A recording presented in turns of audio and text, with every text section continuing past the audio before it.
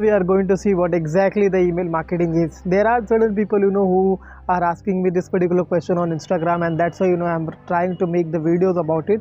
So basically, when you are using email in order to do the marketing, that marketing called email marketing. And what we need to understand is that email marketing is a very cheapest way to do the marketing right now in the social media, right?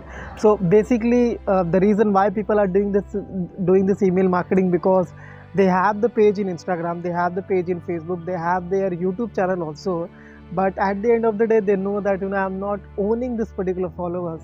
If a social media company change their policy in that time, their all the followers will go on very quickly, and with they can't do anything about that. And that is the reason companies are doing, basically they are building an email list of the same habit kind of a people. Let's take an example. If you are selling a product which actually help people to to make them gain their weight, right? So now your target audience is someone who actually wants to gain the weight, right?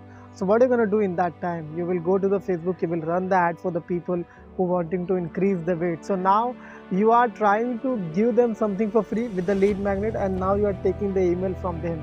So all those people who are giving the email to you, basically they want to increase their weight. So right now, if you can see, all the people, they have the same desire and result, right, which they wanted to achieve.